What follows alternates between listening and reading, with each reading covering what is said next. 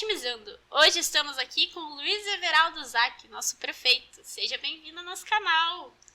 Obrigado, Michele. Estamos aí, né? Temos acompanhado os podcasts que você tem feito e hoje chegou a minha oportunidade de falar com você aqui e com todos que nos acompanham. Fiquei feliz de você ter vindo, porque eu até sei que acho que você estava em Curitiba hoje, né? A agenda super lotada e arrumou um tempinho pra gente. Pois é verdade. Hoje estivemos em Curitiba, uma grande notícia para Rebouças. Vamos ter a pavimentação da nossa rodovia PR-990, daqui da cidade até no Marmeleiro, uma conquista histórica, uma obra de milhões de reais que vai estar acontecendo, e deu tempo de vir para cá ainda, né? E o Marmeleiro a última vez que eu fui pra lá, eu era criança, assim, porque minha mãe dava aula lá, né? Desses tempos atrás, dezembro, agora eu fui pra lá. Gente, aquilo é uma cidade à parte. E o Marmeleiro, agora com a passagem com a pavimentação, né, da PR-364, que vai direto a São Mateus, e mais essa ligação da PR-990, que é o nosso acesso aqui do Marmeleiro até aqui, o Marmeleiro vai ser uma verdadeira potência aqui do município de Rebouças. Tem tudo para crescer muito aquela região ali. E toda essa região também, agora, acessando até aqui em Rebouças, tem um potencial de crescimento muito grande. Nossa, muito legal isso. Você vê a evolução, porque como a gente fica um tempo sem ir, até inclusive uma vez, contar uma história rapidinha, eu e o Celso, a gente foi pro Pantano visitar minha prima. E a gente se perdeu voltando. Porque, fazia quantos anos que eu não ia, né? Deu, vai pelo asfalto, né? Eu falei, mas asfalto? E a gente foi, e seguiu, e foi reto. E falei, mas aonde que a gente tá? Chegamos numa cidade. Falei, mas eu não sei aonde que a gente tá. Deve ter em outra cidade já. Era o Marmeleiro. Viu só? Era o Marmeleiro. Depois que eu falei, pai, a gente passou por tal dele. É Marmeleiro? Então tava aqui, tava tudo perto. Mas o interior do nosso município, ele se desenvolveu muito. Eu que nasci no interior, né, lá no Barro Branco, um pouco adiante do Marmeleiro, e vi como é que era a realidade lá na década de 70, 80, não tem nem comparação. Hoje o interior é muito mais desenvolvido do que era. Graças a Deus, né? Então você é daqui e morou lá a tua vida inteira, infância inteira? Na infância inteira lá no Barro Branco, né? Uhum. Eu nasci lá, literalmente. Nasceu lá? Eu tive parto de parteira. E foi duro de nascer, segundo a minha mãe falou, né? A parteira me arranhou toda a cabeça. Nossa!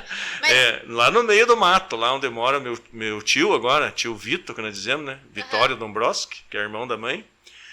Foi lá num ranchinho lá que eu nasci, em 1970. Então literalmente você nasceu no interior de Rebouças. Nasci no meio do mato, e no interior, lá no Barro Branco, lá mesmo. Lá no Barro Branco, tem até aquela frase, lá no Pato Branco, né, você no Barro Branco. Pato Branco? Pato Branco é um município do estado, sim. E você estudou aqui? Eu estudei lá na escolinha do Barro Branco, lá na Escola Nossa Senhora do Rosário, e também na escolinha de baixo, que nós dizemos que fica um pouco mais no meio ali da comunidade, um pouco mais para o lado de baixo, que nós dizemos do Barro Branco de baixo. Então eu estudei lá até o 3º ano. Uhum. Porque só tinha até o 3º ano a época que eu estudei. Não tinha nem o 4º ano. Para mim fazer o 4º ano, eu tive de ir morar na casa do meu tio Jerônimo Uck, tia Tereza, irmã do pai, lá em São Mateus. Morei um ano lá, para mim fazer o 4º ano, porque meu pai falou assim, até essa é uma curiosidade, né? Meu pai falou assim, olha Nino, porque lá no Barro Branco eu sou conhecido como Nino, até hoje. Aqui é Zac, lá no Barro Branco é Nino. Daí ele disse, olha Nino, você tinha de ir estudar lá na casa do tio Jerônimo, São Mateus, fazer o 4º ano, porque você é muito sabido. Aquele jeitão, né, do pai, né? Você tinha de estudar, você tinha de ir para frente, aí nos estudos. Daí eu disse, tá bom, então eu vou. Daí fui um ano para fazer o 4º ano lá em São Mateus. Uhum. Então ainda teve experiências fora da cidade. Fora do Barro Branco, né, e de Rebouças, né. Foi lá em São Mateus, eu morei um ano lá, estudei na escola da Vila Proman, e foi um ano difícil para mim, porque eu sofria muito de saudade dos meus pais. Mas você era muito novinho também, Muito né? novinho, 10 anos, né? Não é fácil ficar longe dos pais. E daí morar junto com o tio, com a tia, uma família grande também, né? De 8 irmãos. Então, é uma dificuldade grande, assim, para mim, né? Se adaptar lá em São Mateus, numa escola da cidade, que era bem diferente da escolinha do interior que eu estudava. Mas fui bem, né? Passei o 4º ano e voltei para o Barro Branco, né? Porque meu pai achava já que o 4º ano já estava bom. Mas é que naquela época era diferente, né? Era bem diferente, né? Bem diferente. Então o pai disse, eu fiz até o 3º ano só, você tem que fazer o 4º ano. Daí eu fui fazer o 4º ano lá em São Mateus. Daí voltei, daí meu pai disse, mas você está muito novo para ir para a lavoura. Eu falei com o compadre Jair Padilha, falecido, né? Que depois eu fui padrinho do Jairo, filho dele. Ele é irmão do Padilha, que inclusive é aqui da cidade, né? Daí eu falei com o compadre Jair, ele precisa de um caixeiro, você vai trabalhar de caixeiro lá na bodega dele, dizia, né? Daí eu fui, trabalhei 2 anos com ele de caixeiro, dizia um caixeiro, assim, que era cuidar do balcão da bodega, vender mercadoria, comprar mercadoria. Eu, piazinha, com 11 anos, lá no Barro Branco.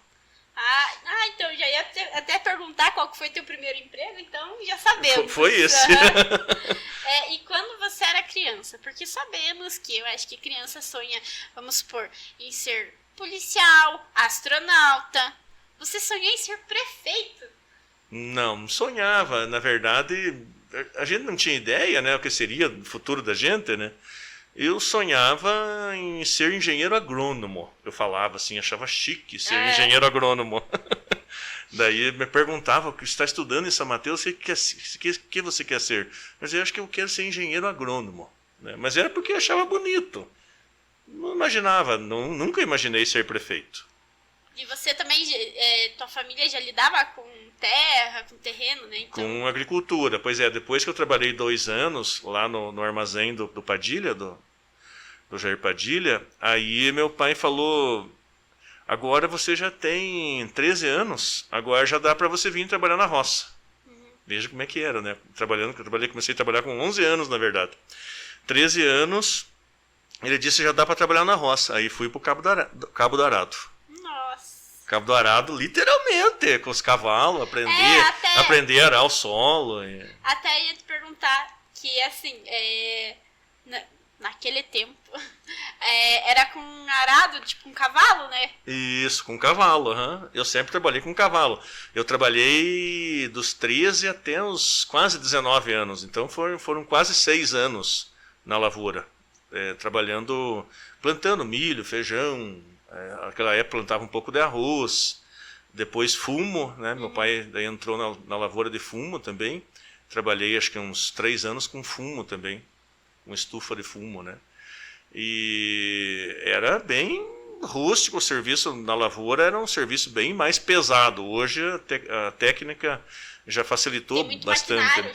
Já tem mais máquina, mesmo o serviço com tração animal, que é bem pouco hoje, mas que tem, já não é tanto igual era antes tempo, né? Naquela época predominava mesmo a tração animal e o serviço pesado, carpi mesmo, com enxada. Eu fiz tudo isso, né? Tudo, carpi com enxada, roçar com foice, era o serviço manual, arrancar feijão, colher fumo, secar fumo.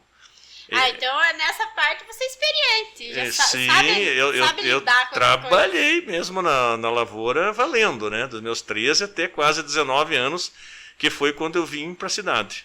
Aos 18 anos, não tinha bem 19 completo, eu vim para a cidade porque me acidentei no serviço, na lavoura. Então, um passarinho me contou que você teve um acidente, né? E eu acho que você acabou machucando a mão, não sei. Isso, eu tenho aqui o corte onde a corda cortou, né? Eu amanheci secando fumo e daí fui buscar os cavalos, né? Os cavalos ficavam no meio do mato, eu fui buscar para ir trabalhar já de madrugadinha, né? E fui meio dormindo, né? Porque secar fumo na época era muito difícil. Não tinha nada de aviso, você realmente tinha de ficar sem dormir, porque senão deixava o fogo apagar e estragava a estufada de fumo, né?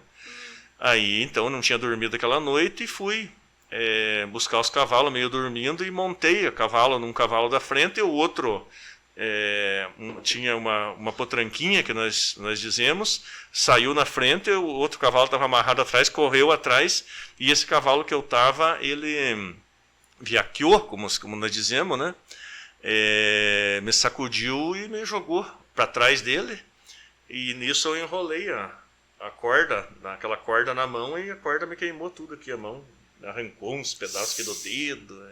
Nossa. E sem falar que um coice ergueu o meu cabelinho, naquele tempo tinha mais cabelo, você pega aquele coice do cavalo, acho que tinha me matado. Daí eu cheguei na estufa ali de volta, trazendo os cavalos, com a mão já começando a sangrar, né, sangrando. Daí o pai olhou para mim e disse, agora você machucou, agora você não vai poder trabalhar mesmo, não tem jeito. Agora você vai lá para aquele sindicato que você queria ir. Porque daí o pessoal foram me convidar, né? O pessoal do sindicato tinha ido antes me convidar para vir trabalhar ali. Os padres missionários também, na época, tinham me convidado para ir lá fazer missões com eles no seminário Saletinos, lá em União da Vitória. E eu tinha esses convites, né? Para sair de lá. E aí o meu pai disse, agora vai então lá para o sindicato. Daí eu vim, com um cobertor apenas, do Barro Branco, para cá. E daí você morava lá?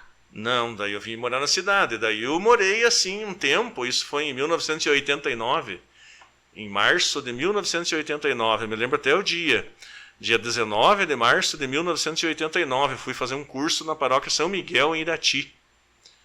E daí eu vim lá do Barro Branco e fiquei morando assim, um dia na casa do Darcy, que era presidente do sindicato, um dia na casa de outro.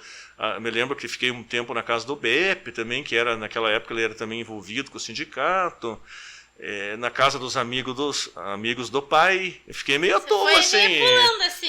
Meio pedindo. Meio tempo aqui já, vou pular para outra casa. Fiquei pedindo pouso aqui.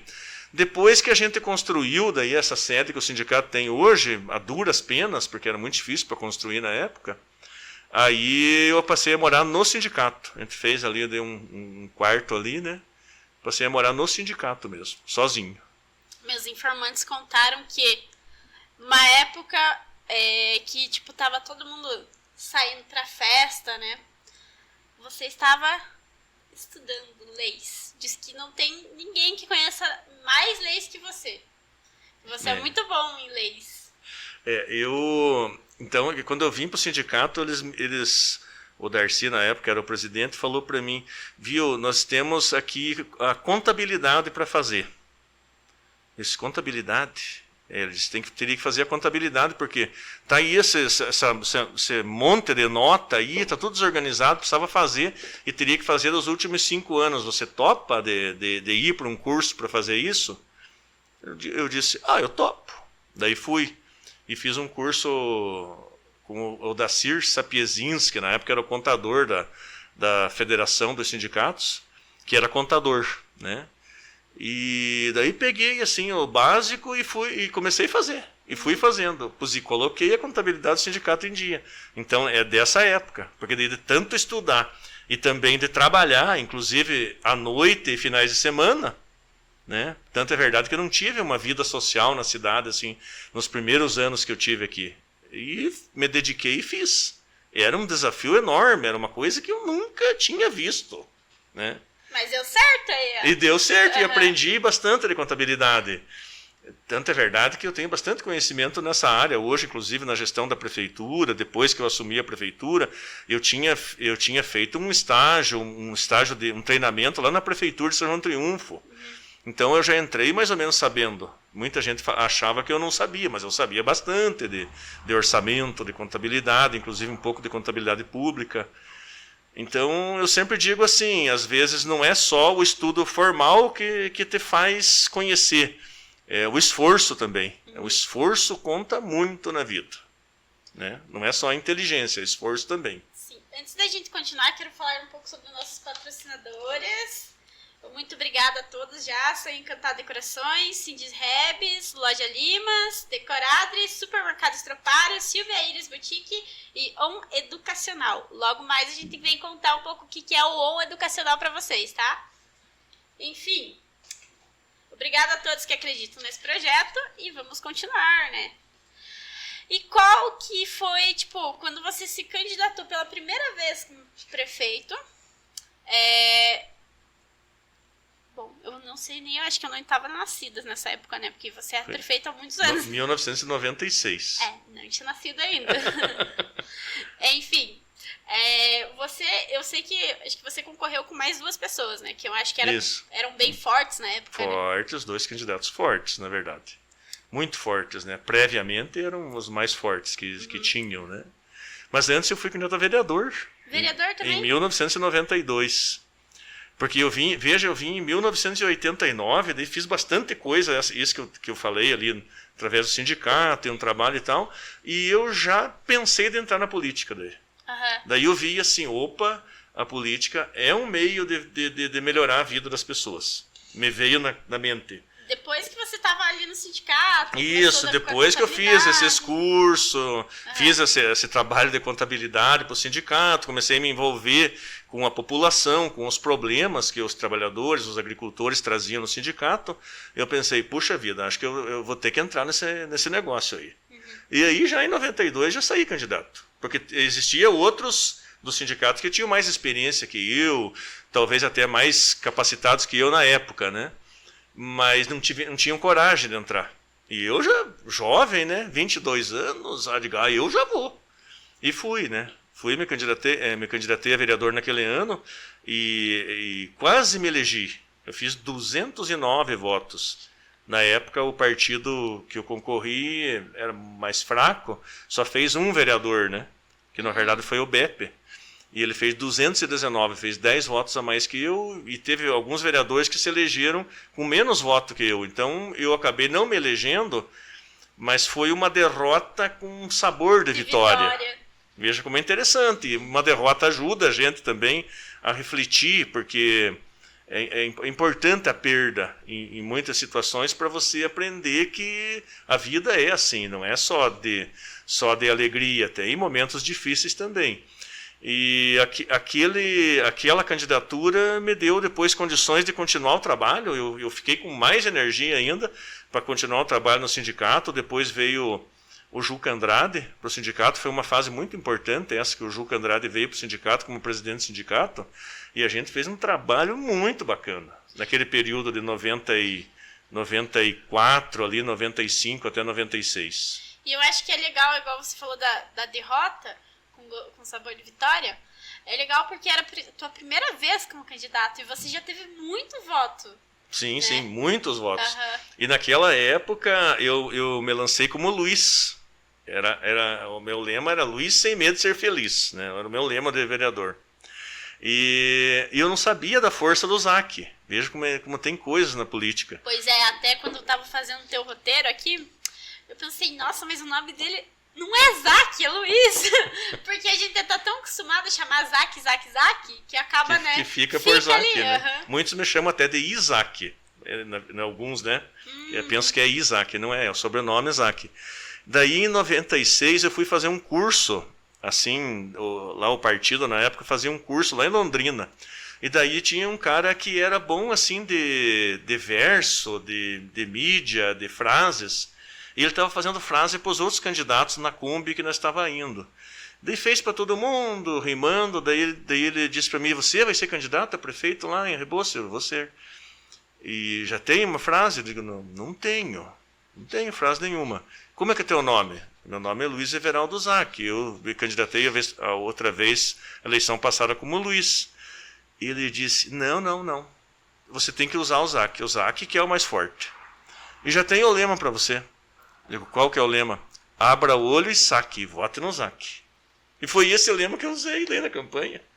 E deu tão prefeito daí, né? de prefeito daí deu tão certo esse lema, eu fiz um olhozinho aberto e esse lema, eu quase não tinha propaganda, porque não tinha dinheiro na época, né? Eu só me lembro que só tinha esse olho e essa frase, abra o olho e saque, vote no Zac. É que eu tinha um trabalho orgânico, né? Uma organização, que o sindicato era muito forte, e nós tínhamos um trabalho de base muito bom, tinha percorrido o interior do município, fazendo reuniões, prestando conta do sindicato, eu e o Juca Andrade, fazendo um vídeo de tudo que a gente tinha feito no sindicato. Então, no interior eu era muito conhecido, era um pouco menos conhecido na cidade. Mas então não era do nada, né? Eu tinha uma organização, daí por isso também que deu gigante, né? O interior na época era mais que na cidade. Hoje a cidade já passou o interior na população, mas na época era um pouco mais no interior que na cidade. Então, ainda hoje o interior é muito forte numa eleição, numa disputa eleitoral aqui, né? Pesa bastante, que é 42% mais ou menos, mas na época era 50, mais de 50, né? Então, o peso do interior era muito grande. E você tinha o embasamento da primeira eleição, né? Para vereador, que eu já tinha ido bem. E daí, com o trabalho que a gente fez no sindicato, e todo o envolvimento que a gente tinha com a população rural, eu tinha uma organização também que me dava suporte, uma ideia, né? Eu tinha uma ideia para propor para desenvolvimento do município. E tinha a base que eram os agricultores, sobretudo os agricultores familiares. E foi essa base que me deu a eleição, porque eu tinha uma quantidade de votos já bastante grande e consolidada. Eu sabia que era forte. Quando eu saí candidata, alguns me perguntavam, mas você não tem chance. Meu pai chegou a falar para mim, mas Nino do céu, você não sai candidato, vai fazer vergonha para nós. Meu pai falou, né? Você vai fazer vergonha para nós, vá de vereador que está garantida a tua eleição. O povo fala que se for de vereador, agora você vai ser o mais votado. Daí eu disse para o pai, não pai, eu vou para prefeito. Porque eu, como vereador, lá no sindicato, eu faço quase a mesma coisa. Agora, como prefeito, eu vou ter a oportunidade de fazer mais. Então, eu já vou arriscar um cano direto para prefeito agora, né, pai? E ele não se conformava com aquilo. Eu me lembro que o professor Sérgio, que era meu amigo, né, era vizinho do pai, né, um dia perguntou, mas por que você quer ir para prefeito? Eu expliquei para ele, ele foi para convencer meu pai que eu tinha de ir para prefeito dele. Até ele se convenceu que eu deveria ir. E aí acabou que eu fui, né, para prefeito e deu certo, porque tinha uma base forte e as pessoas perguntavam para mim, mas por que você vai? Você não acha que tem chance? Eu disse, não, eu vou porque eu tenho chance real. Eu vou acabar ganhando essa eleição. Mas se a gente não acreditar na gente mesmo, quem que vai acreditar, né? É verdade. Mas muitos assim não acreditavam que eu poderia ganhar. Mas eu em mim tinha assim uma força que me dizia que eu ia ganhar. E acabou que eu ganhei mesmo. Deu certo. Deu certo. E assim, foi tudo, começou ali, né? Você sempre foi uma pessoa comunicativa? Porque você fala muito bem, né? Em público e tal. Você sempre foi assim ou você já era mais aquela criança introvertida? Não, na verdade é assim, ó. Eu era bem tímido, né? Enquanto criança. Bem tímido, né? Mas depois que eu fui lá para São Mateus, daí voltei e tive essa experiência também no comércio, né? Com um armazém no interior, naquele tempo era muito forte, porque o povo não tinha estrada, quase não tinha como vir para a cidade, então as bodegas que diziam os armazéns eram muito fortes. Então eu tive aquela convivência com o povo lá, vendendo e comprando produtos deles também, que o armazém lá comprava também. E daí o que me deu assim o dom da comunicação, assim, de melhorar isso, essa parte de perder a timidez, foi a igreja. Porque daí eu participava muito da igreja católica local lá da comunidade. E aí eu comecei a me envolver em grupo de jovens, naquele tempo tinha bastante jovens no interior, então eu comecei a liderar o grupo de jovens. Aí eu comecei a falar. Meio assim com pouca noção, porque eu não tinha muita noção, né? Mas eu fui me soltando, como diz a turma, né? Fui me soltando, fiquei meio metido, né? Eu sou o líder mesmo, né? Eu sou o presidente do grupo de jovens, o coordenador do grupo de jovens, que dizia. E isso que me deu um pouco mais de condições de comunicação. É claro que só aquilo não ia ser suficiente, mas aquilo me ajudou para me desinibir, né? Depois, a comunicação também é produto do conhecimento, né? Você tem que conhecer o que está falando, porque senão você acaba não se comunicando direito. Aí, com todos os cursos que eu fiz no sindicato, viagens, né? Eu fiquei 30 dias em Goiânia, fazendo curso de sociologia, antropologia. Assim, eu tive um período de muito conhecimento. Eu me lembro que aquele curso me ajudou muito. E o Darcy Frigo, que era da CPT, da Comissão Pastoral da Terra na época, falou, ele disse, Luiz, que me chamavam de Luiz, né? Luiz, você vai fazer esse curso porque esse curso vai te ajudar. E eu fiquei 30 dias em Goiânia e realmente foi um curso que me ajudou muito, porque aí eu comecei a conhecer como que se forma uma sociedade, uma comunidade, como que se constitui um povo, né? Foram conhecimentos assim que me ajudaram bastante. E aí eu fui aprendendo. E a própria, daí ingressar na política foi muito importante, porque daí eu fui obrigado a me comunicar, né? Mas assim... Eu não me comunicava bem como eu me comunico hoje, né? A experiência ajuda muito, sem dúvida. Né? Mas na primeira vez que você foi falar com o público, ou até num debate, né? Não ficou nervoso? Claro que fica. Até hoje a gente fica às vezes, porque isso tem muita gente que diz que não fica nervoso, mas isso é natural do ser humano, claro, numa responsabilidade grande. Você está num debate, por exemplo, que está em jogo o futuro da cidade, o futuro do município. Você sabe que é importante ganhar aquela eleição para você realizar o projeto que você pensa para a cidade.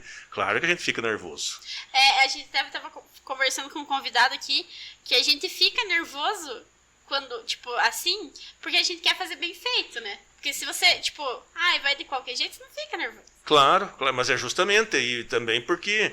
É a responsabilidade da gente, né? No caso, assim, por exemplo, de um debate, de um pleito eleitoral, a gente tem a responsabilidade de representar bem aqueles que acreditam na gente, que acreditam no projeto da gente.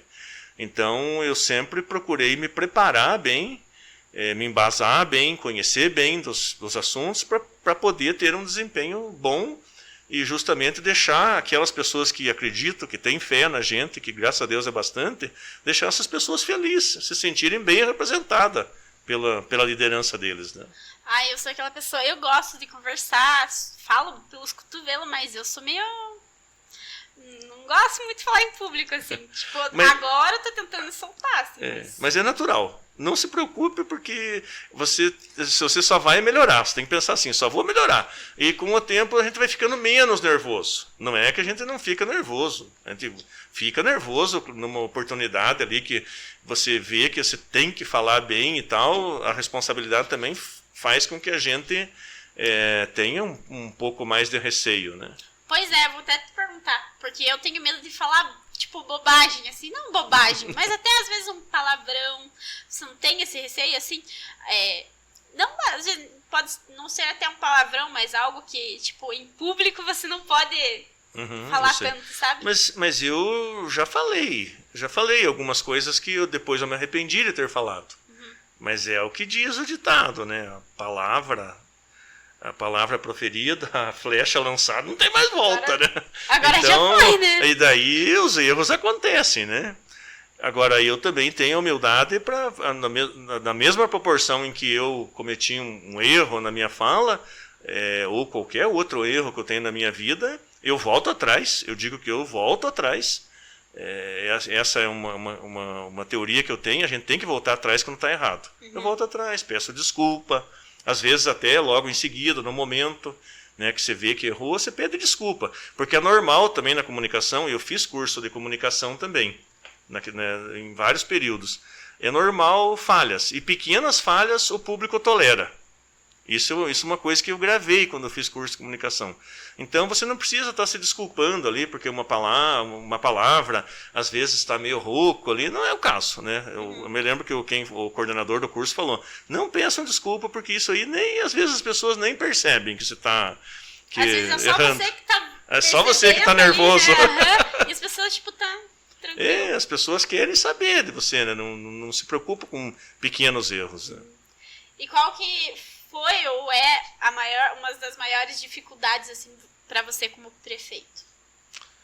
A maior dificuldade é governar um município, no caso nosso, que é de porte pequeno, né? O nosso município é de pequeno porte, com pouco recurso normalmente, né? É difícil essa parte de organizar a prefeitura, a gente depender de recurso de fora também, nós não temos arrecadação própria, nós dependemos 90% das transferências do governo federal e do governo do estado, então não está no nosso alcance, às vezes, a solução de problemas que a prefeitura possa ter, problemas financeiros. Então, essa é uma das maiores dificuldades de governar uma cidade. Então, mas no executivo é assim. Você vai estar ali convivendo sempre com uma demanda grande da sociedade. A sociedade quer que se preste bom serviço. A saúde, educação, área social, infraestrutura urbana, cuidado com a cidade, com o interior, com estrada. A sociedade cobra de você, né? Tem as demandas. E você não tem recurso para tudo. Então isso é muito difícil, você saber dosar ali o uso do orçamento para que você tenha aquilo que é mais prioritário, colocar o dinheiro naquilo que é mais prioritário, deixar um pouco de lado as outras áreas que pode esperar. Essas escolhas são muito difíceis para um gestor. Porque acaba não agradando todo mundo, né? Mas não tem Claro, como porque agradar todo mundo, né? isso é muito difícil. Isso é uma coisa que eu aprendi, normal, ninguém consegue agradar todo mundo, né? Vai ter sempre o do contra, vai ser sempre aquele que vai estar te questionando. Se você não faz, você é questionado. Se você faz, é questionado por que fez aquilo, por que fez dessa forma, podia ter feito diferente. Então, tem tudo isso. Esse lado é difícil. Por isso que eu não me envolvo com política. Imagine perguntarem pra mim, por que você não fez dessa forma? Porque sou eu que tô aqui. Não, brincadeira. Quer sentar aqui? E a gente tem que estar sempre explicando. Essa é uma coisa também que eu tenho paciência. Eu estou sempre explicando, né? Eu sei que a função, principalmente de executivo, de prefeito, tal, governador, presidente, você tem que estar se explicando com o povo. Por que fez assim? Por que não fez de outra forma? Você tem que é inerente a essa atividade. Eu sempre brinco que o meu sonho era ser legislativo. Meu sonho era ser vereador, tanto é verdade que eu fui candidato a vereador. E daí deputado, fazer carreira no legislativo. Porque eu acho que é mais fácil o legislativo do que o executivo, né? E o legislativo faz as leis para o executivo executar. Então eu achava que eu poderia alterar as leis, fazer bastante mudança a partir do legislativo. E daí, se o prefeito, o governador, o presidente não faz, é culpa deles, né? Não é culpa do legislativo. Faz sentido. Então, o executivo é mais difícil. Só que o executivo tem uma coisa muito importante, que a gente realiza. Eu às vezes tem dia que eu fico louco, abatido, triste. Nossa, não deu nada certo. Mas no dia seguinte eu estou fazendo uma obra, um serviço que já me enche de alegria. Então, e eu digo assim, a prefeitura, por exemplo, é uma fábrica de problema. Então eu digo sempre assim, os problemas de hoje me fazem esquecer os de ontem. É uma boa frase. E assim. Eu falei, assim. que eu sou assim, que eu não me envolvo com política, que eu sou assim, mas eu não sou. Se alguém vir falar alguma coisa, eu vou chorar. Eu sou louco de. Não, sabe, eu falo, eu vou fazer. Não.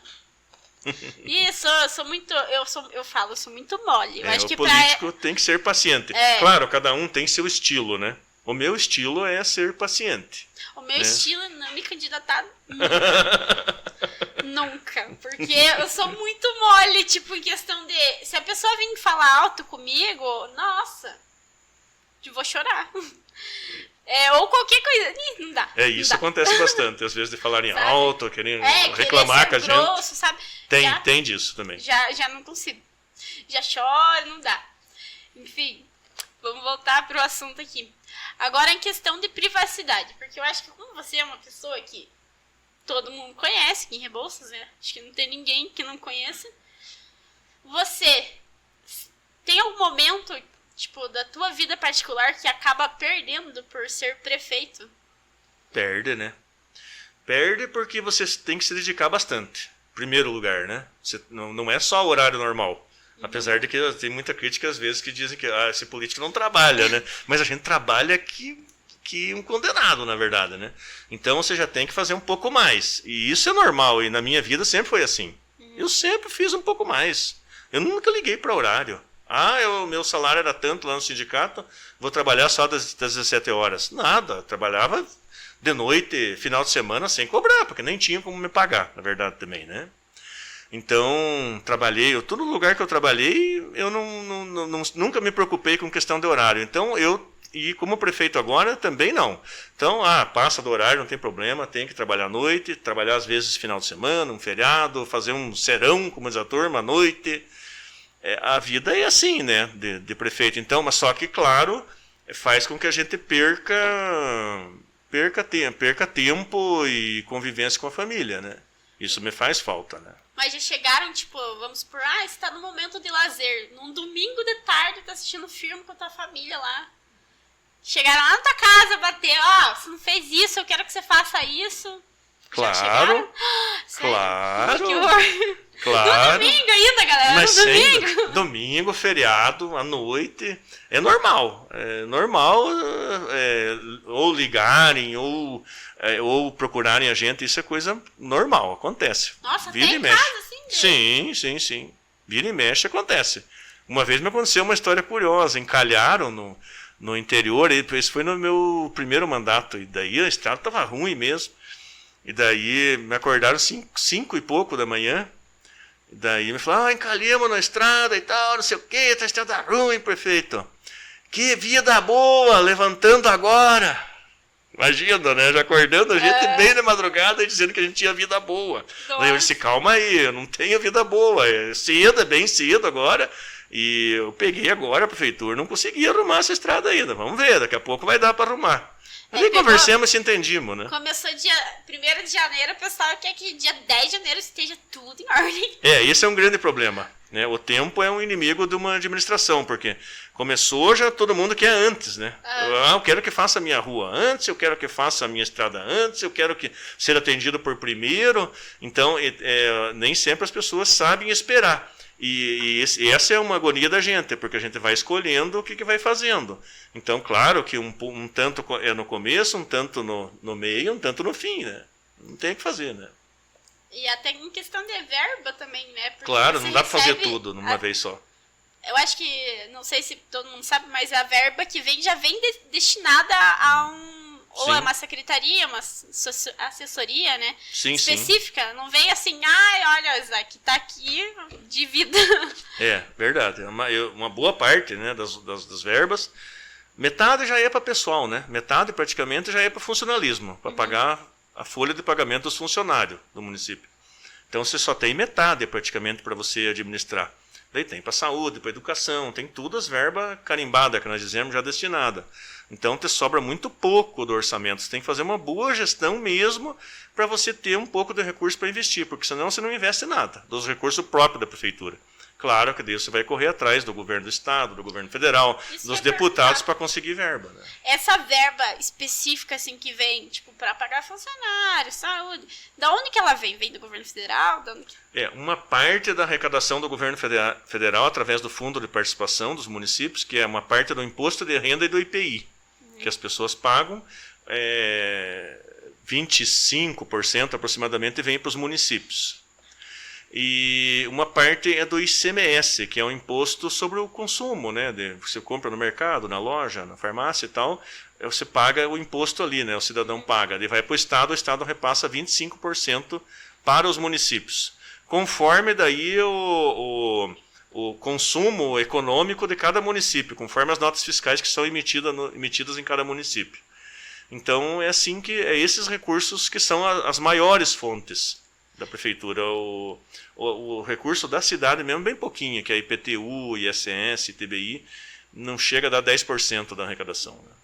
E as verbas extras que vem de governador, vem de emendas de deputados e também de programas do governo do estado, do governo federal. Então a gente tem que estar correndo atrás, se articulando, falando com os deputados, com os secretários, com os ministros, eventualmente com o governador. O presidente já é mais difícil, às vezes dá certo se falar, mas é mais difícil, né? Mas você tem que estar sempre se articulando com o mundo político para conseguir conseguindo verba. Igual nós estamos muito bem representados agora, esses últimos 2 mandatos meus, que está se encerrando agora este ano. Graças a Deus nós temos deputados muito atuantes aqui no município que a gente apoiou e que estão nos ajudando. O governador também nos ajudando bastante. O secretário Sandro Alex, né, agora nos ajudando barbaridade com esse asfalto daqui para o Marmeleiro, que é uma obra histórica. Imagine que o orçamento está na casa dos 100 milhões de reais. Nossa, isso aí, só isso é uma conquista extraordinária. É muito caro, é uma obra, asfalto é caro e tem muita obra de drenagem, de aterro, e não sei bem ainda como é que é o orçamento, mas eu sei que é muito caro, é um investimento grande. Essa obra é uma obra que vai marcar a história, ela vai ser um divisor de águas para Rebouças. Rebouças vai ser uma antes e outra depois, isso posso garantir. É uma obra extraordinária, vai nos dar uma infraestrutura muito boa, essa ligação com São Mateus, com o Planalto Norte, catarinense, vai ligar para todo lado. O município vai ficar muito bem da infraestrutura. Aí nós vamos ter um leque de oportunidades sendo aberto. Esse lado vai crescer muito, o lado que vai para o Marmeleiro aqui, o lado sul-leste aqui do município. Com certeza esse lado da cidade aqui vai ter um crescimento extraordinário. Toda a cidade vai ganhar com isso, né? Todos os lados, né? Mas principalmente essa região. E tem a Ancespar, né? Que até então eu sei que você foi presidente, ou é presidente ainda. Você pode contar um pouco o que é a Ancespar pra gente? A Ancespar é a Associação dos Municípios da região centro-sul do Paraná. Na verdade, eu sou vice-presidente. O presidente atual é o Jorge Derble. Mas o Derble teve que se afastar um período ali, eu nem me lembro quanto tempo foi, e aí eu fiquei de presidente. Né? Então, eu já fiquei de presidente da Ancespar nesse período. Até agradeço ele por ter me dado essa oportunidade, foi muito bom. Foi um período de mobilização dos municípios. E até ele falou de você na rádio, que eu escutei na Rádio Alvorada, que ele falou que você é muito bom. Pois justamente, estavam questionando a cidade aqui, né? Daí dizendo para ele vir ser candidato aqui, né? Opa, Ozaki aí não é à toa que tem 5 mandatos aí, e aqui na Ancespar ele é tido como um professor para nós.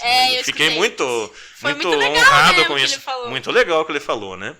E então eu fiquei esse período e teve a mobilização dos municípios, e aí como eu estava na presidência, eu ajudei bastante. Inclusive o presidente da Associação dos Municípios do Paraná também me agradeceu bastante por tudo que eu fiz naquela mobilização, que foi muito importante porque daí o governo federal arrumou mais dinheiro para nós, o governo do estado também, e ajudou os municípios a se equilibrarem as contas, porque os municípios estavam perdendo muito dinheiro com aquela queda da arrecadação do ICMS, da energia, dos combustíveis, que foi baixado assim, meio ligeiro, assim, de forma abrupta, assim, muito rápida, e não se pensou muito nas consequências e caiu muito a arrecadação dos municípios, nós estávamos sofrendo com aquilo, e essa mobilização serviu porque daí o governo nos ajudou e todo mundo, acho que acabou fechando as contas, aí, a maioria pelo menos. No nosso caso aqui foi muito bom, nós fechamos as contas muito bem, nossos indicadores todos positivos, né? Ai, que bom.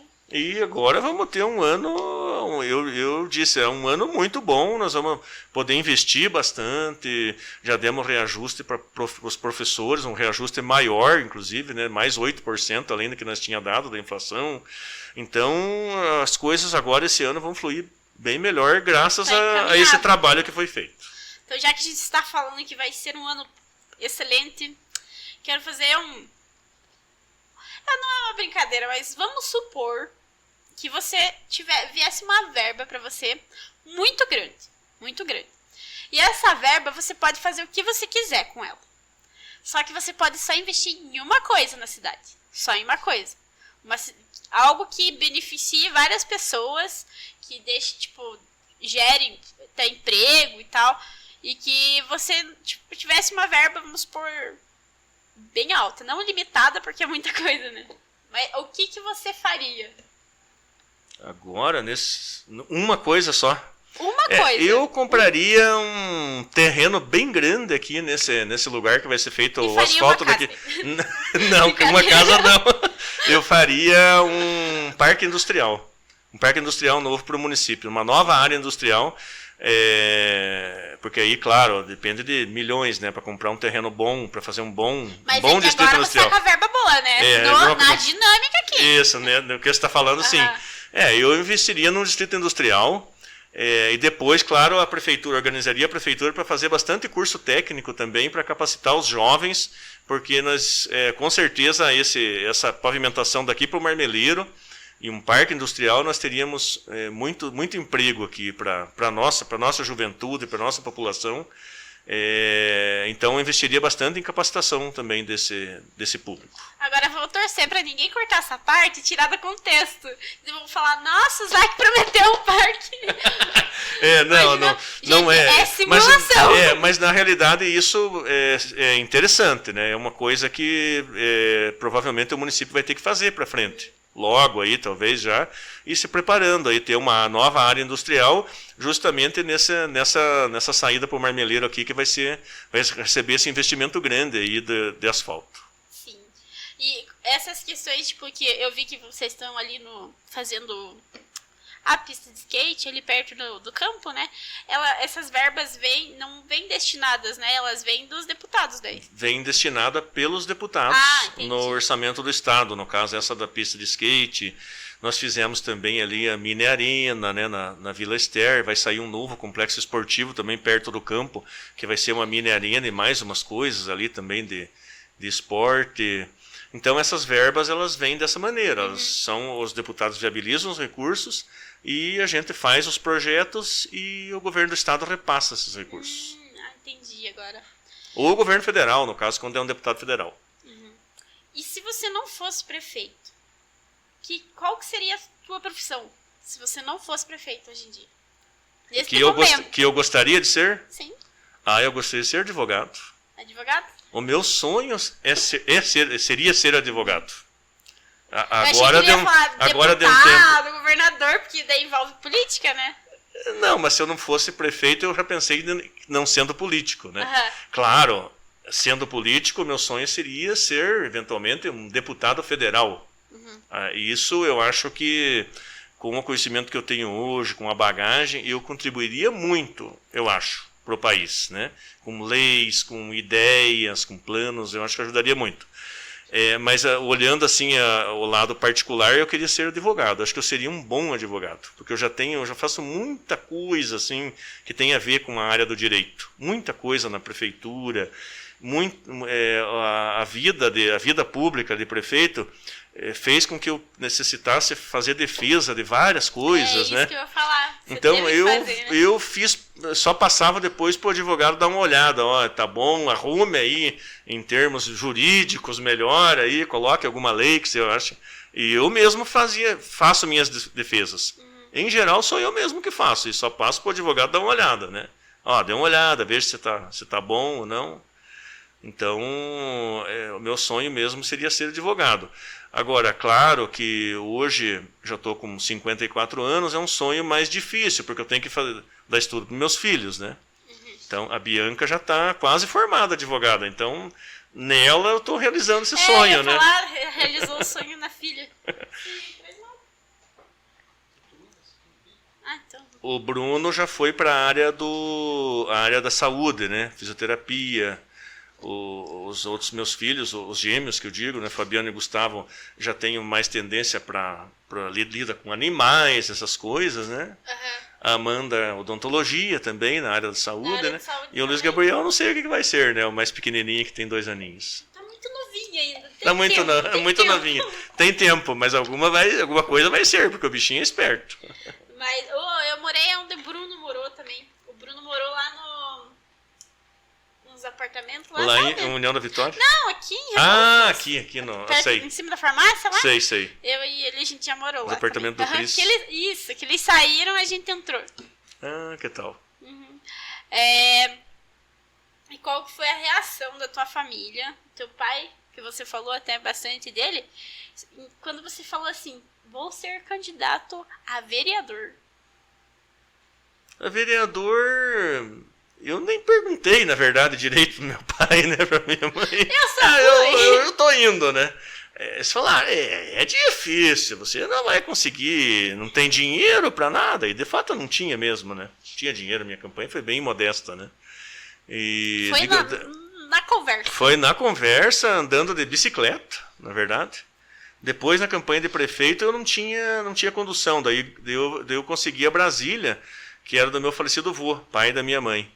E daí tava lá no bolo da herança deles, daí a minha mãe e meu pai falaram, viu, você podia comprar parte o pai e meu pai falou, parte dos irmãos da mãe aí, e pegar a Brasília lá do falecido Dziadzia, né, que polaco diz Dziadzia, é Dziadki, em polonês, né? Não sabia. Em polonês é Dziadki, o vô, né?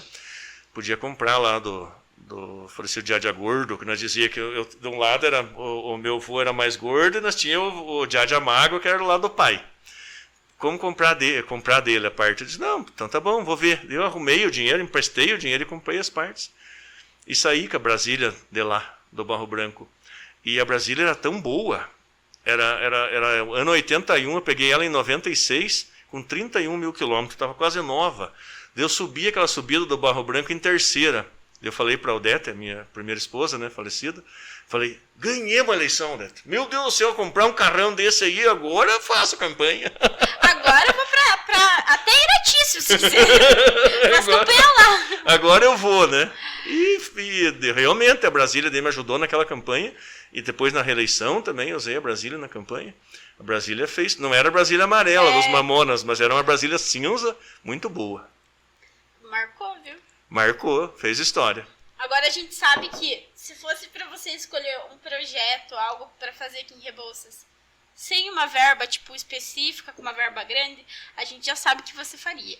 E alguma obra que é tipo possível, pode ser possível ou não, não sei, que você acha que talvez não dê tempo de realizar esse ano? Que você gostaria? Eu gostaria de fazer várias coisas, né?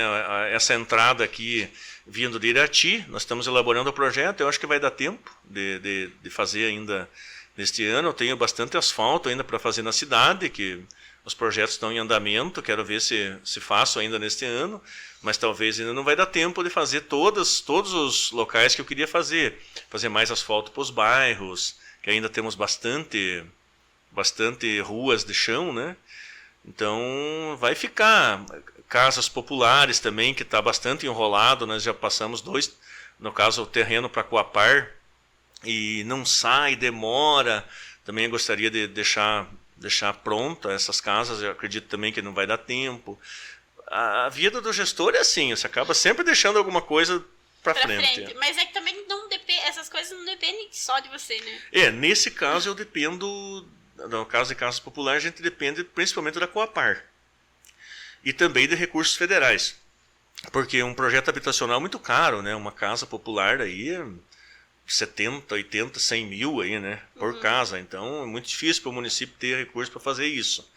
Mas eu gostaria de pelo menos aquelas 32 casas lá na saída para o Bugio, gostaria que já tivesse em andamento pelo menos. Vamos ver se a Coapar consegue ainda fazer com que a empreiteira, que acho que já ganhou a licitação, comece essa obra e talvez até faça ainda neste ano. Mas com certeza vai ficar obras que vai ultrapassar esse final de mandato meu. Então tem bastante projetos aí em andamento, no caso. Tem sim, sem dúvida, né? Nós temos um contrato do Finisa, que é de 6 milhões, que é justamente para essas obras que eu falei, a entrada da cidade aqui, a pavimentação de várias ruas aqui da cidade. Nós queremos interligar a ciclovia daí aqui dessa entrada de Irati lá com a entrada vindo de São Mateus. Então bastante coisas estão sendo pensadas. E eu vou lançar um projeto novo agora em breve, que é um projeto de parceria com os moradores que quiserem melhorar o passeio. Nós temos um problema de calçada na cidade. Nossas calçadas são muito irregulares, ruins. Então o morador que recuperar a calçada, a prefeitura vai pagar 2/3 do custo, né? Ele entra com 1/3 e a prefeitura ressarce ele em 2/3. É um programa novo que nós vamos estar lançando aí, que vai ser uma parceria com os moradores, que já vai melhorar ali a frente do imóvel.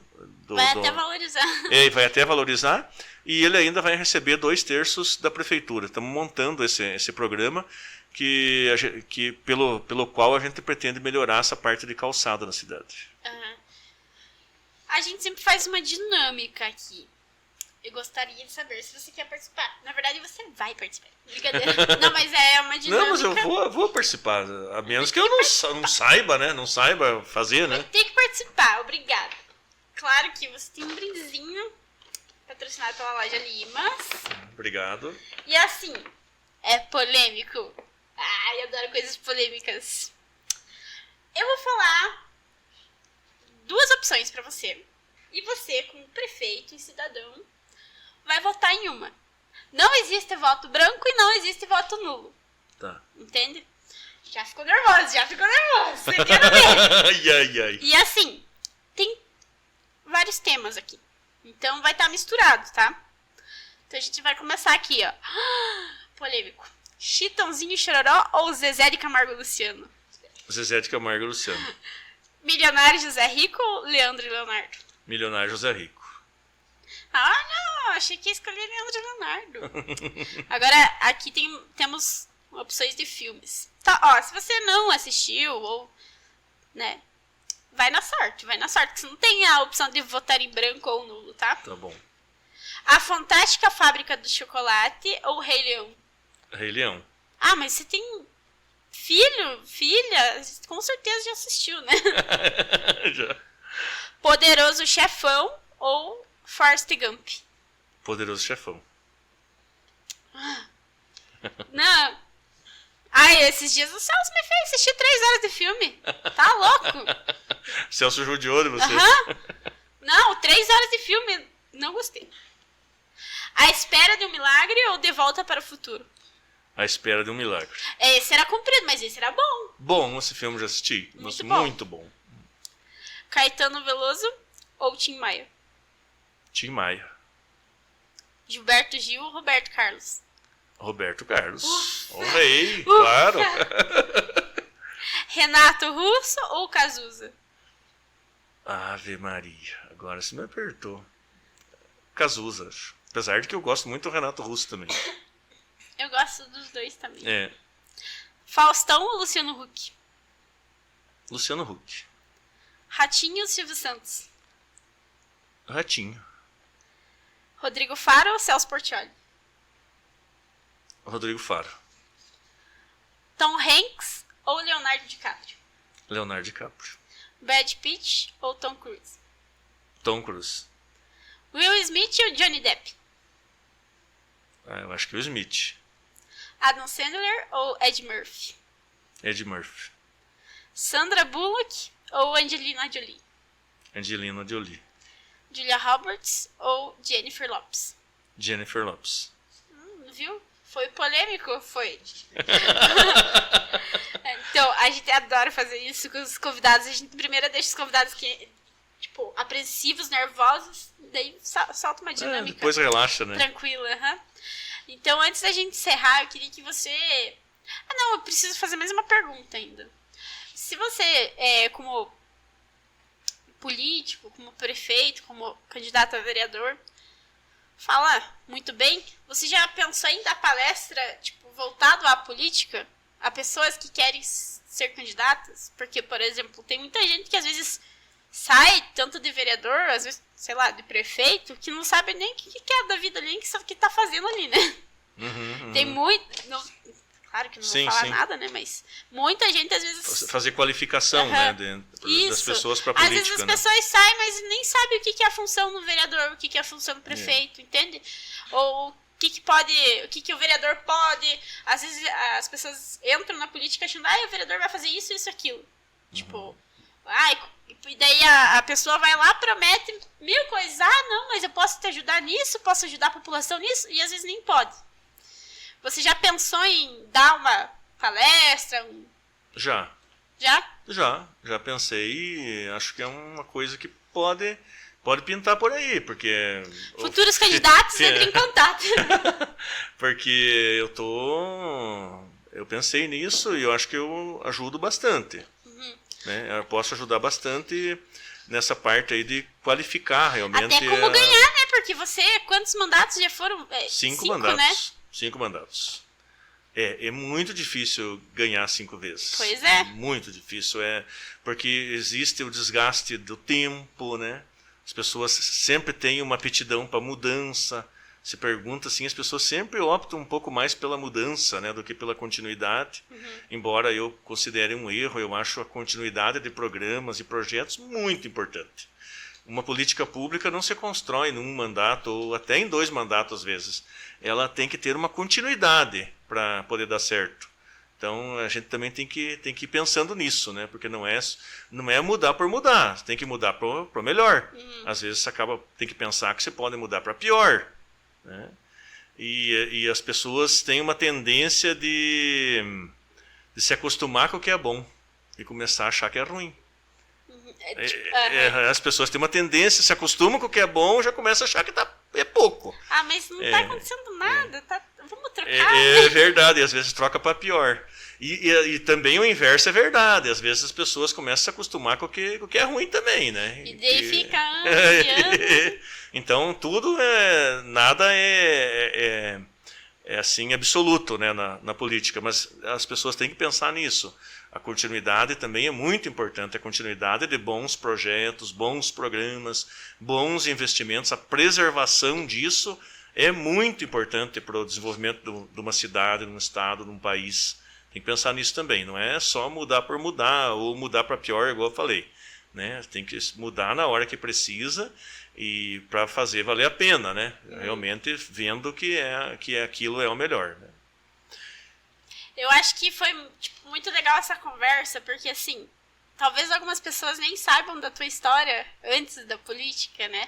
E a nossa intenção no podcast é justamente isso, trazer a história das pessoas de Rebouças. Tem tanta gente com histórias tão interessantes aqui, que às vezes a gente nem conhece, né? Veja, tipo, você, por exemplo, eu nunca tinha falado com o Zac na minha vida. Pois é, você falou, até achei curioso, né? Nunca falei com ele na minha vida. Tava até nervosa, né? Porque quando você não conhece a pessoa, no máximo, oi, tudo bem, tchau, né? Mas assim, parar pra conversar é a primeira vez. Estamos conversando aqui, então foi muito legal. Fiquei feliz de conhecer a tua história e fiquei feliz que você tirou o seu tempo um pouco pra vir aqui. Sei que é bem corrido pra você, né? Mas eu queria que você, se pudesse, deixar uma mensagem, tipo, de incentivo para quem quiser ser candidato ou entrar nesse ramo político. Então, primeiro eu agradecer também a oportunidade de estar aqui conversando com você aqui, né? Realmente é um bate-papo bem legal. É um pouco da minha história, né? Porque e tem muitas coisas, muitos detalhes, né? Que a gente, se fosse para contar, teria que estender um tempo bem grande, né? Minha história é muito rica de detalhes, de acontecimentos, de coisas boas, coisas não tão boas, como é a história de todo mundo, né? Mas no geral, assim, a minha história é muito positiva, né? Então, eu acho assim que essa positividade da minha história deve inspirar as pessoas, né? Eu estou aqui dizendo que é possível, né? Estou mostrando que é possível. Eu vim lá do Barro Branco, um piá de lá, né? Um piá sem nada e fiz uma história muito bonita aqui pela cidade e luto para preservar essa história. E fez teu sobrenome, né? É verdade, eu era o Nino lá no Barro Branco, depois o Luiz e depois eu acabei vendo que o Zac era muito forte, né? E que é o sobrenome que era o mais forte. Então são detalhes assim interessantes, né? E que devem inspirar as pessoas, que é possível vencer. Outra coisa, que é possível fazer o que é certo, que é possível ser honesto, né? É possível, você só tem que se esforçar, resistir às tentações, resistir às facilidades. Eu tenho um lema comigo que eu sempre luto para ter o suficiente. Porque o grande problema que acontece na sociedade é que as pessoas querem ter mais que o suficiente e alguns têm menos que o suficiente. Se a gente lutasse todo mundo para ter o suficiente para viver, todo mundo viveria melhor. Então eu sempre tenho um lema para mim, eu quero ter o suficiente para me viver bem, né? Que eu tenha o suficiente, não preciso ter demais e que eu não tenha de menos também. Mas então eu luto para isso e é por isso também que eu luto para preservar esse legado, né? Que não é fácil, uma gestão pública muito complicada, tem muitos funcionários, a prefeitura tem em torno de 500 funcionários, alguém pode estar errando quase todo dia, cometendo algum erro, alguma falha, e às vezes eu como prefeito posso estar respondendo. Então eu luto para fazer o que é certo, para fazer o melhor, para corresponder à expectativa das pessoas, né, para fazer o melhor e fazer da maneira certa, e para que eu possa ter a consciência tranquila de que eu fiz o melhor. Né? Eu fiz o melhor sempre, eu luto para fazer o melhor sempre. Então que isso sirva de inspiração realmente para todos aqueles que querem entrar no mundo da política ou querem também fazer viver melhor, né? Viver bem. A minha história mostra que isso é possível, que eu consegui vencer vários desafios, consegui me levantar a hora que perdi, né? Porque eu acho muito, muito bom também a hora que a gente tropeça e cai, que a gente saiba levantar. Esse momento também é um momento muito importante, porque na vida nós não vamos ter só vitórias, só momentos bons. Nós vamos ter os tropeços, os percalços, as dificuldades, e é muito importante que a gente saiba se recuperar nessa hora. Né? E até para fortalecer, né, essas coisas assim que Sim, acontecem. tem coisas que vêm para fortalecer, para ensinar a gente. Né? Eu me lembro quando eu perdi a minha reeleição em 2012, um momento difícil para mim, mas eu vi que foi muito importante e que o povo agiu de maneira correta e eu soube ter humildade para poder de novo reconquistar a população. E estou aí agora de novo, fiz 2 mandatos, né? Fui reeleito e tenho uma boa aprovação, graças a Deus, a gente sempre monitora isso. Então isso mostra que é possível a gente ter altos e baixos, mas principalmente quando está no momento baixo, poder de novo voltar pro patamar alto, pro patamar melhor, né? É mais ou menos isso. Obrigada a mensagem final. Eu que agradeço, foi muito legal aí o bate-papo aí. E estou sempre à disposição das pessoas, né, que quiserem me procurar. Quem quiser bater na casa dele domingo, é brincadeira. Pode bater. Pode bater. Eu sempre digo assim, que sempre às vezes tem figuras carimbadas, né, na nossa população, e eu conheço todo mundo. A gente diz, vem até mim, podem vir que a gente está sempre disposto a atender. E mesmo nas horas que a gente não está muito bem, que tem dias que a gente não está muito bem, eu sempre tenho a responsabilidade de entender que eu tenho que estar bem para as pessoas, eu tenho que tentar atender da melhor maneira possível, as pessoas não têm culpa dos meus problemas. Né? Estou sempre à disposição aí, tanto na prefeitura como na minha vida aí do dia a dia. Pessoal, estou à disposição sempre para conversar, trocar ideia com o nosso povo, com as pessoas que estão nos assistindo aí, para a gente poder construir uma sociedade melhor. Né? Os meus fundamentos de princípios vieram principalmente da igreja, do evangelho cristão, então eu sempre prezo pelo projeto, né, que Deus tem para nós seres humanos. Quando Jesus veio, ele disse, eu vim para que todos tenham vida e a tenham plenamente. Então esse é o projeto que eu defendo, um projeto de vida, de realmente lutar para que a gente tenha o suficiente para viver. Sim. Todos, né? Se possível, que a gente não tenha pobreza, que principalmente não tenha miséria. É por isso que eu luto. São valores assim importantes, valores cristãos, de construir uma sociedade mais justa, melhor, em que haja mais paz, em que haja mais progresso e que esse progresso possa ser desfrutado por todos que vivem nessa sociedade. São alguns dos valores também que eu defendo, passando aqui para finalizar então a minha participação. Muito obrigado, Michele, te parabenizo também pelos podcasts que tem feito aí. E vamos continuar aí. Daqui a pouco a gente faz outro bate-papo, se for o caso. Obrigada, fiquei muito feliz que você veio. Tava até um pouco nervosa na hora que ele chegou aqui, porque eu falei, uma das pessoas que fiquei nervosa foi o padre, né? Porque o padre, verdade. Agora o prefeito, meu Deus, tô nervosa. Enfim, Tranquilo. Deixa seu like, compartilha o vídeo, se inscreve no canal e já vamos agradecer novamente nossos patrocinadores, que é On Educacional, Sonho Encantada Decorações, Sindesreb, Loja Limas, Decora Adri, Supermercado Estroparo, Silvia Iris Boutique. Obrigada a todos que acreditam nesse projeto e até a próxima. Beijo!